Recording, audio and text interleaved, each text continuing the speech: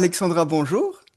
Bonjour Thomas. Je suis content de passer ce petit temps avec toi et j'ai hâte de te poser quelques questions puisque je vais te découvrir plus ou moins en même temps que les personnes qui vont nous regarder. Et la première question que j'aurais eu envie de te poser, c'est tout simplement, qui es-tu? Est-ce que tu pourrais te présenter un petit peu? La première question, tout simplement, qui je suis? Qui es-tu? Qui je suis? Euh, Peut-être j'aurais envie de dire que on me considère un peu comme une voyageuse. Hmm. Euh, Déjà par mon parcours professionnel où j'ai beaucoup voyagé dans mes précédents métiers. À titre perso aussi, j'aime beaucoup voyager. J'ai fait plusieurs longs voyages, dont certains en famille. Hmm.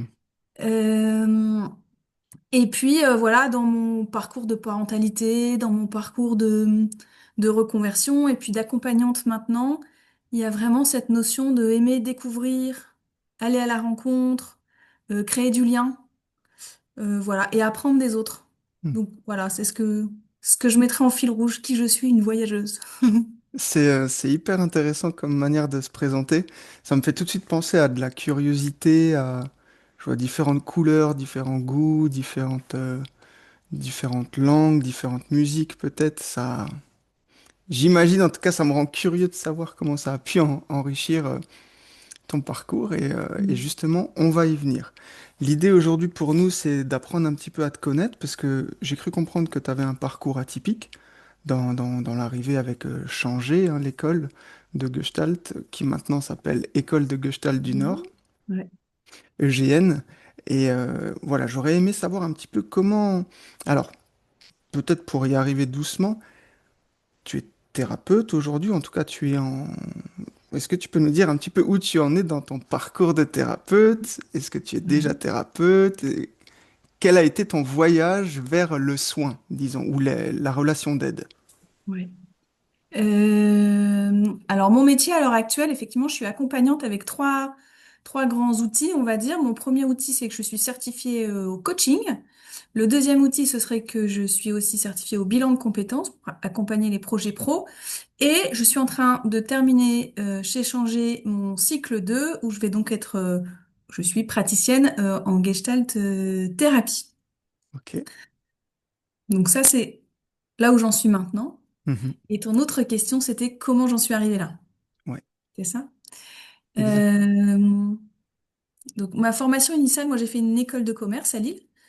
Donc j'ai suivi un peu un parcours classique de bon élève, prépa, concours, école de commerce, sans vraiment savoir ce que j'allais y faire. Mhm. Euh, Avec le recul, je pense qu'il y avait comme une erreur de casting, mais cela dit, j'en suis très contente maintenant. Donc j'ai un parcours de plus de 20 ans en grande distribution spécialisée dans des groupes comme La Redoute, Leroy Merlin, où j'ai travaillé beaucoup dans le marketing produit, les achats et le marketing en général. Et puis en 2014, après la naissance de mon troisième enfant, je fais un bilan de compétences. Plutôt ça allait plutôt bien dans ma boîte, mais plutôt pour m'interroger sur ce qui était important pour moi maintenant. Mhm. Et à la suite de ce bilan de compétences, ont émergé deux pistes majeures. La première était de se dire, la plus simple, je prends mes compétences et je les mets dans un secteur qui aurait plus de sens. C'était une recherche de sens en fait à cette époque-là. Mhm. Donc dans un secteur notamment de l'économie sociale et solidaire qui ferait plus sens pour moi. Et la deuxième piste qui était la relation d'aide et notamment la psychothérapie. Et je me souviens très bien quand ma consultante en bilan de compétences a fait cette suggestion, tiens, et psychothérapeute. Et à l'époque, je me souviens très bien de ce moment où je l'ai senti. Je me suis dit, ah ben oui. Je pense que moi-même, toute seule, j'aurais pas osé le nommer, probablement. Et en fait, j'ai vraiment senti comme une évidence. Mhm. Donc ça, c'était 2014. Il se trouve qu'à l'époque, j'avais probablement beaucoup de freins, beaucoup de peur de m'engager dans une reconversion longue. Et puis j'avais trois enfants très petits. Donc j'ai plutôt choisi la première option et je suis partie travailler dans une asso qui gérait des projets autour du handicap.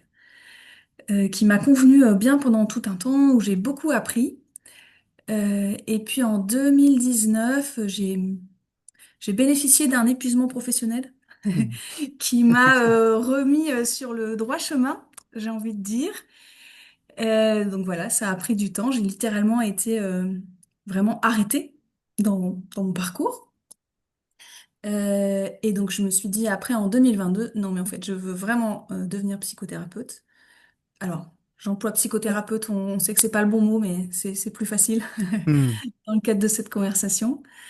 Euh, et donc en 2022 j'ai vraiment investigué sur le terrain. J'ai appelé des psychologues du travail, j'ai appelé des coachs, des personnes qui avaient plus des certifications différentes.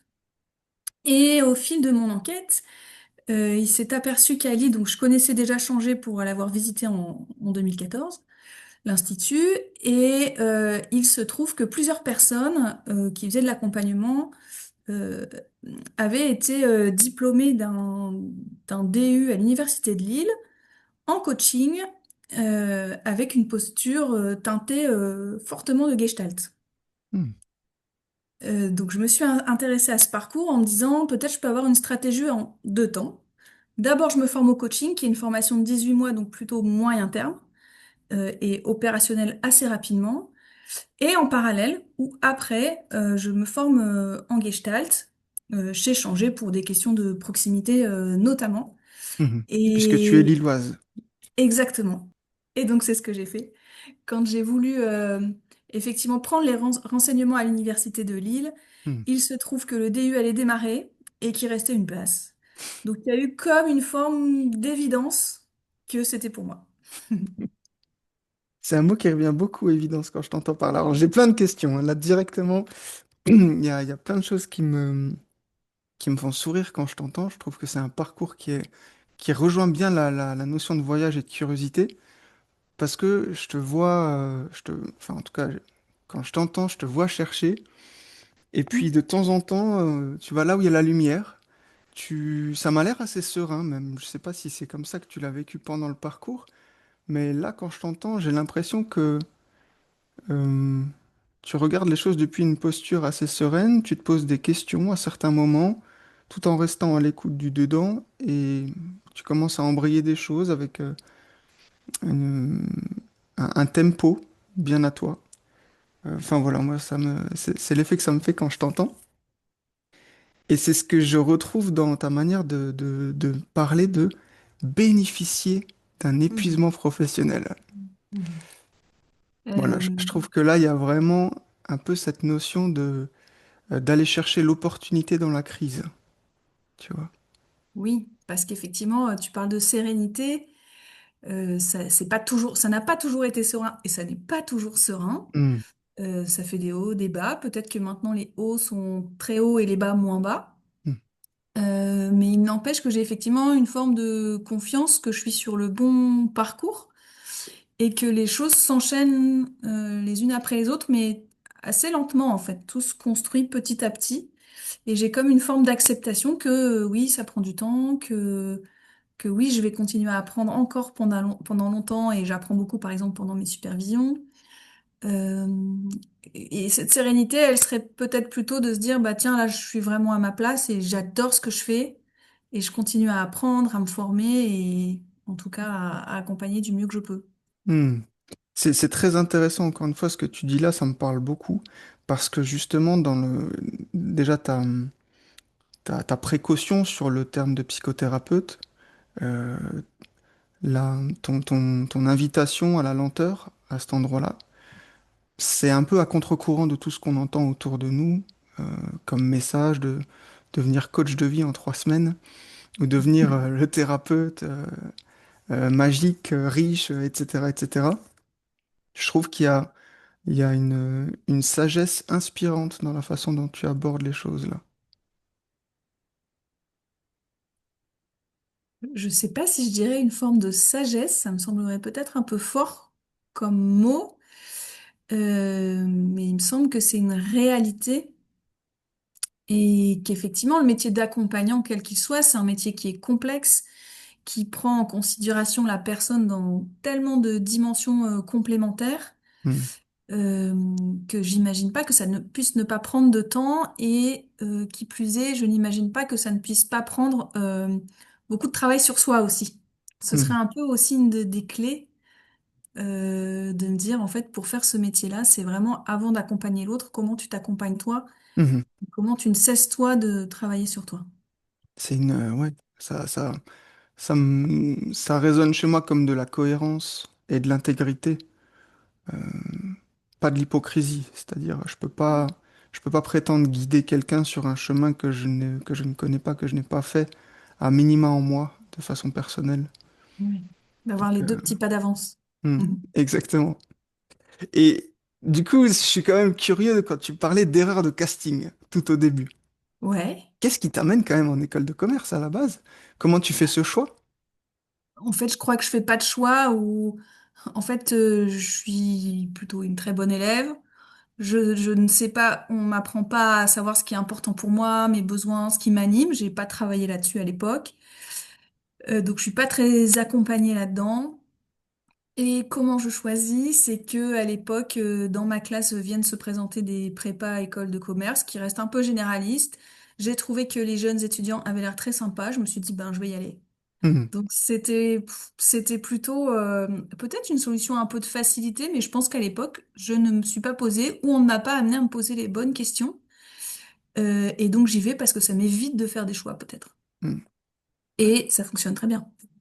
Et en même temps, c'est déjà la relation, c'est déjà le lien qui t'attire dans ce champ-là. C'est juste.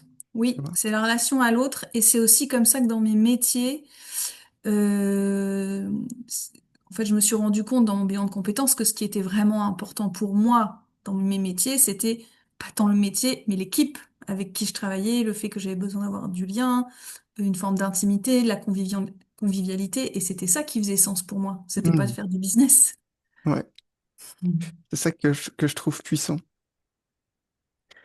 Et alors justement, une question qui m'intéresse beaucoup aussi dans ton expérience, qui est quand même spécifique, il y a au moins deux choses sur lesquelles j'aimerais revenir.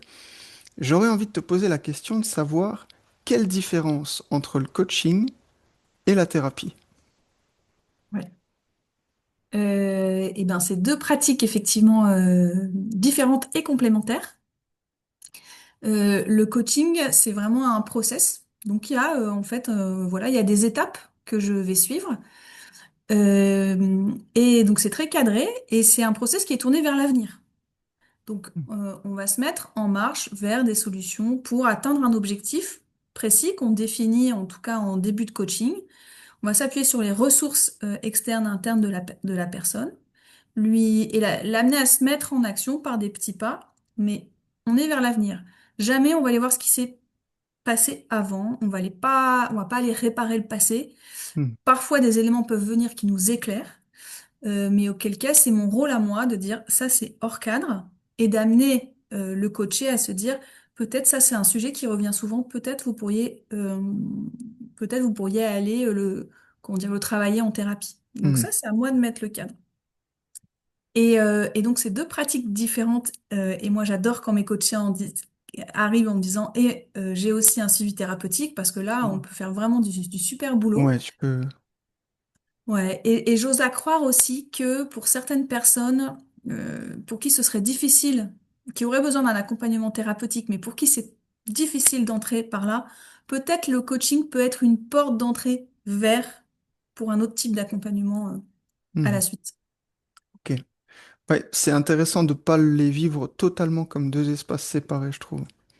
À plus forte raison que la thérapie a cette ouverture à l'avenir aussi. Euh, je l'espère. Et je me demandais du coup, quelles limites est-ce que ça t'est arrivé de rencontrer des personnes justement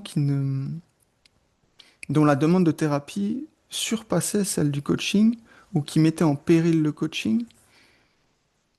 Hmm. J'ai surtout en tête des personnes qui effectivement viennent en coaching en espérant trouver un peu une solution un peu miracle Hmm, et qui finalement n'avaient jamais travaillé leur fondement et qui mettent fin très vite à un coaching. Parce qu'au final, se rendre compte qu'ils ne sont pas prêts, qu'ils n'ont pas assez travaillé pour pouvoir avancer, parce que il y a tellement de choses à regarder et à aller travailler dans le passé que c'est pas possible. Là où ils en sont. Et Oui. peut-être que déjà le coaching, ça leur fait trop peur en fait. Parce que comme en thérapie, on rentre dans une forme d'intimité. Hmm. Et comme moi, je travaille avec une posture en coaching, avec une posture gestaltiste, forcément, j'amène les émotions, forcément, j'amène le corps. Et pour certaines personnes, c'est pas possible à ce moment-là de leur vie. Hmm. Est-ce que tu pourrais me dire ce que c'est pour toi une posture gestaltiste? Ouais, à l'Université de Lille, la formation coaching, elle repose sur deux grandes approches, à la fois la PNL, programmation neurolinguistique, qui est une partie de l'équipe des formateurs, et une autre qui est la Gestalt. Et donc, dans ma formation de coach, euh, la grande majorité des formateurs étaient des psychothérapeutes Gestalt, dont certains interviennent à changer, dont Hmm. certains interviennent dans d'autres écoles. Donc c'est vraiment venu teinter finalement la façon que j'ai de pratiquer aujourd'hui. Mhm. Et donc dans ma posture Gestalt, il y aurait vraiment là ce qui est important pour moi aujourd'hui, ce serait vraiment comme une qualité de présence avec de l'ancrage. Il y aurait vraiment ça, de se dire comment je peux être dans l'ancrage et dans la contenance. Moi, je vais plutôt être une coach qui va contenir, mettre un cadre assez sécurisant, Hmm. tout en pouvant venir confronter, mais il y aurait comme une forme de douceur, à créer un cadre soutenant en tout cas. Euh, donc il y aurait ça. Il y a aussi travailler beaucoup, et on peut le faire en coaching, hein, ce qui se passe là, où en sont les personnes, qu'est-ce qui se passe entre nous. Et je peux être amenée à mettre ben, dans le champ du coaching des choses que ça me fait vivre, moi, partager mon intérieur. Euh, je peux aussi être amenée à communiquer en méta sur le process. Qu'est-ce qui se passe? Je sais pas, une cliente qui arrive systématiquement en retard, voilà, de le mettre dans le champ et de lui dire, mais en fait, qu'est-ce qui se passe entre nous? Hmm. Et voilà, et j'ai des exemples de personnes qui, suite à ça, ont des espèces de déblocages et vraiment, ça avance. Donc, il y a plein d'ingrédients Hmm. que je mets, moi, dans ma pratique de coaching qui s'inspirent directement de ce qui est transmis par la Gestalt. Mhm. Comment quelqu'un qui souhaite entrer ou s'intéresser ou se former à la Gestalt peut faire si il veut passer par une voie plus académique, par exemple? Hmm. Euh, ouais. Alors, à l'Université de Lille, il y a un service qui est le service de formation aux pratiques relationnelles, donc qui propose plusieurs DU d'accompagnants qui sont des parcours plutôt longs et qu'on peut teinter plus ou moins, par exemple, de Gestalt. Et à côté, il y a des modules, on va dire, à la carte, avec des formations sur des formats plus courts, qui peuvent être de 2 à 10 jours, ou plus sur des parcours PNL, je crois. Et donc, en fait, il faut présenter sa candidature pour pouvoir s'inscrire. Les modalités sont différentes sur les parcours longs et que sur les formats plus Hmm. courts.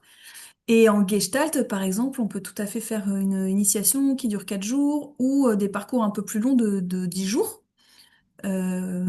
qui sont déjà, qui donnent déjà des bonnes bases. Donc moi, ça, c'était intégré dans mon DU.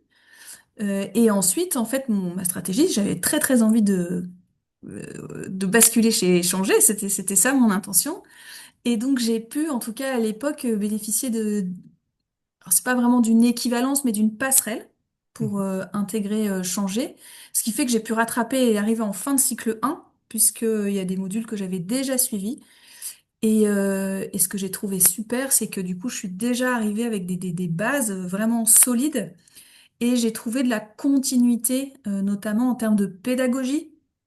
Voilà, hein, par exemple, en termes de la façon de faire des practicums, la façon de faire des régulations de groupe, euh, la façon d'apprendre uniquement par l'expérientiel. Euh, voilà, j'ai retrouvé beaucoup de continuité. Donc Mhm. en fait, voilà, c'est un moyen de faire des passerelles en tout cas. Ouais, parce qu'effectivement, j'imagine que le- comment dire, la transmission académique via l'université, via aussi le monde duquel tu venais, était assez loin de ce que tu as pu trouver en Gestalt, enfin, à EGN ou à Changer, et que cette passerelle, elle permet vraiment d'opérer une transition entre les deux, dans le changement de champ lexical, de posture, de manière d'apprendre, de recevoir l'information, la connaissance. Ça me semble assez loin de ce que moi j'ai pu connaître en fac de psychologie, par exemple, Ah ouais, où on va beaucoup ah oui, rien à par voir. l'intellect, alors que moi j'étais allé Non, chercher le non, jeu, la relation, le processus, oui, justement. oui. Eh ben, effectivement, non, rien à voir. Quand je dis Université de Lille, on est vraiment en train de parler de formation expérientielle, Hmm. s'agit de formation continue, et c'est une approche complètement différente et qui se base vraiment sur ce qu'on peut connaître par ailleurs. Qu'est-ce que tu as trouvé à l'intérieur de ton cycle 2 à EGN? Je pense que j'ai trouvé beaucoup de proximité dans le lien.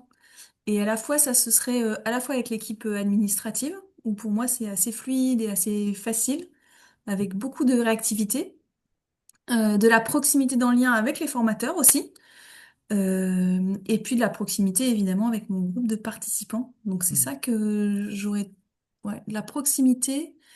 Après, je dirais deux choses, une forme de sérieux et de qualité, notamment des intervenants, avec beaucoup de complémentarité, avec des personnalités évidemment différentes.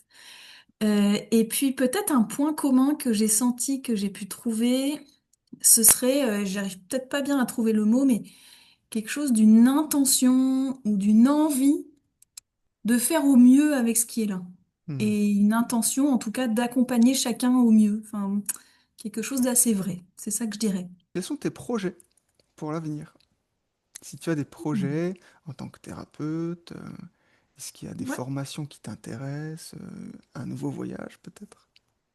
Alors, mes projets, c'est déjà consolider mon activité en tant que coach et accompagnante et la faire grandir, puisque ça fait, j'ai 12 mois d'activité. Donc, mon projet pour 2026, c'est tout en continuant à me former chez EGN, voilà, consolider cette partie, la développer, et puis il y a un sujet aussi de consolider la rentabilité de ça, Hmm. pour que ça, en tout cas, ça puisse être vraiment pérenne.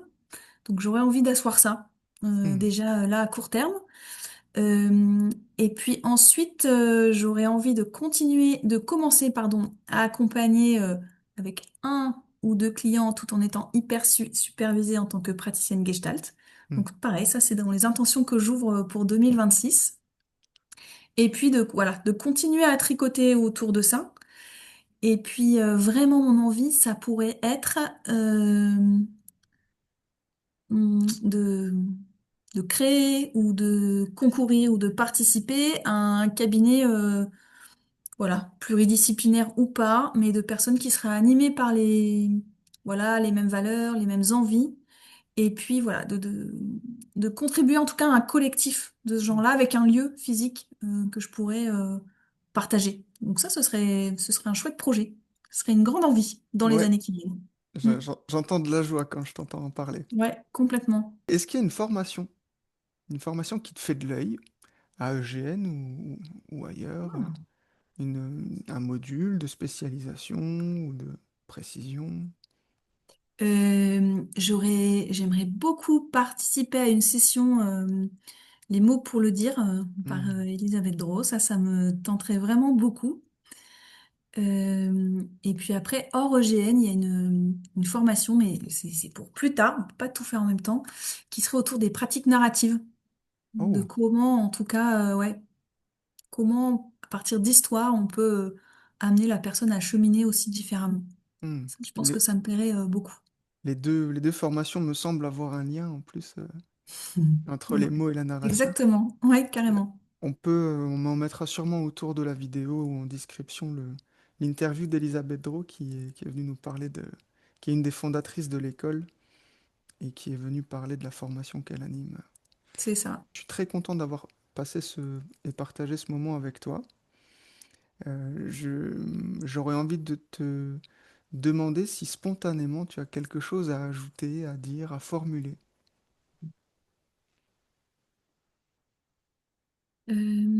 Peut-être spontanément, j'aurais envie d'amener chacun à partir en voyage. Du coup, je rebondis avec ça en disant Euh, Qu'est-ce que vous auriez envie, vous, là, pour votre prochain voyage, quel qu'il Hmm. soit?